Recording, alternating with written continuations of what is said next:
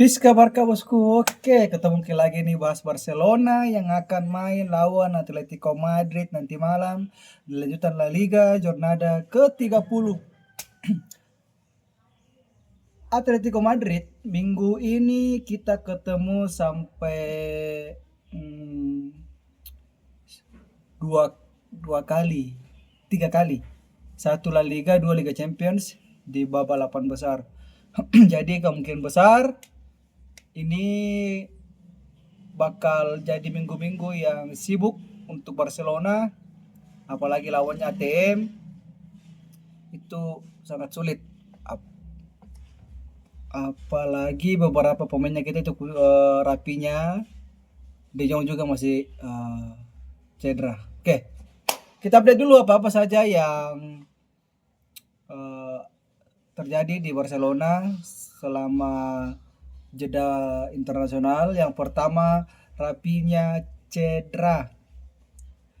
Rapinya cedera ketika lawan Prancis, itu Brasil pun dikalah 2-1. Rapinya cedera dan harus absen selama 5 minggu. Beberapa pertandingan penting, Rapinya tidak bisa tampil. Lawan Atletico Madrid 3 kali, lawan Celta Vigo apakah itu? Pokoknya 5 pertandingan Rapinya tidak bisa tampil. Itu jadi kerugian besar untuk Barcelona. Memang masih ada Rashford untuk backup, tapi ketika Rapinya masuk di dalam skuad, beda caranya press ke depan, etos kerjanya, ngototnya, penciptaan peluangnya itu Rapinya bagus sebenarnya. Artinya ketika Rapinya masuk, komando untuk pressing ke depan itu jelas. Dia juga rajin turun bantu pertahanan. Jadi agak sulit ketika Rapinya tidak bisa bermain di pertandingan-pertandingan besar. Memang sih Rapinya belum bisa cetak bola ke gawang Atletico Madrid. Cuman ketika Rapinya tampil itu setidaknya bisa memberikan tekanan yang lebih untuk Atletico Madrid. Apalagi kalau Rashford, dia tipenya bukan yang gocek di tempat, dia harus lari. Masalahnya kita harus andalkan counter attack kalau kita pakai Marcus Rashford. Tapi banyak opsi lah, nanti kita bahas. Kemudian Frenkie de Jong masih belum bisa bermain. Konde dan Balde sudah latihan hari ini. Saya lihat di story Barcelona, Konde sama Balde sudah bisa bermain. Jadi itu Rapinya cedera, De Jong cedera, Konde dan Balde sudah bisa ikut untuk latihan. Nah, apalagi nih rumor yang paling dekat ini, yang paling santer ini adalah Bastoni kembali menjadi target transfer Barcelona di musim panas ini, yaitu harganya sekisaran 70 juta euro.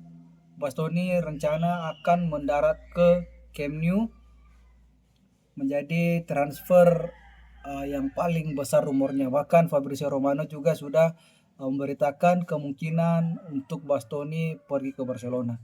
Kalau Bastoni ke Barcelona sih saya welcome saja, bagus saja. Artinya kita punya opsi, kita punya banyak pilihan untuk pertahanan, meskipun Gerard Martin, Kubarsi, Cancelo, ini Eric Garcia, ini mereka sudah tampil bagus dengan sistem high defensive line. High defensive line ini memang agak sulit kalau kita tidak punya back yang bagus passingnya, IQ-nya cerdas, kemudian kekompakannya, kecepatannya itu agak sulit memang. Tapi dengan kehadiran Bastoni, bisa saja Hansi Flick tidak memakai high defensive line lagi, atau ada beberapa opsi ketika Bastoni akan bergabung ke Barcelona. Kalau saya sih, Bastoni bergabung ya bagus lagi untuk pertahanan Barcelona. Setidaknya kita ada yang bisa duel udara, bisa minimal ya, meskipun larinya Bastoni mungkin tidak terlalu kencang, tapi langkah kakinya yang panjang itu bisa untuk menghalau striker-striker yang yang kencang. Jadi kalau Bastoni ya bagus-bagus saja sih Bastoni. Kan Gerard Martin sama Kubarsi bisa dikombinasikan sesuai dengan kebutuhan. Kalau kita lawan kayak Sorlot, Haaland, nah pasang Bastoni begitu. Itu kemudian apalagi di itu sih. Barcelona masuk di 8 besar Liga Champions. Barcelona sekarang ada di puncak klasemen La Liga, selisih 4 poin dengan Real Madrid dan akan menghadapi Atletico Madrid nanti malam. Oke, kita bahas prediksi Barcelona melawan Atletico Madrid. Nah, Barcelona dan Atletico sudah bertemu 2 kali musim ini. Kemarin waktu Copa del Rey ya, Barcelona dibantai 4-0 di pertemuan pertama. Kemudian Barcelona menang 3-0 di pertemuan kedua. Meskipun Barcelona harus gagal melaju ke final. Nah, kalau feelingku di 3 pertandingan lawan Atletico Madrid ini Barcelona pasti bisa menang. Kenapa? Barcelona sudah digugurkan, sudah dikalahkan, sudah dijatuhkan di Copa del Rey. Otomatis Barcelona punya semangat untuk minimal di Liga Champions kita yang ambil jatah untuk melangkah ke babak selanjutnya. Meskipun Barcelona pernah gugur di Liga Champions hanya kalah agregat atau hanya selisih 1 gol dari Atletico Madrid. Pada masa itu Atletico Madrid yang melaju ke final dan itu berhasil mengalahkan Barcelona. Tapi saya rasa untuk musim ini meskipun tanpa rapinya saya bisa percaya diri Barcelona bisa lolos ke babak selanjutnya di semifinal Liga Champions. Nah, untuk pertandingan nanti malam imbang kayaknya tidak mungkin. Seperti biasa pasti Atletico Madrid bertahan full.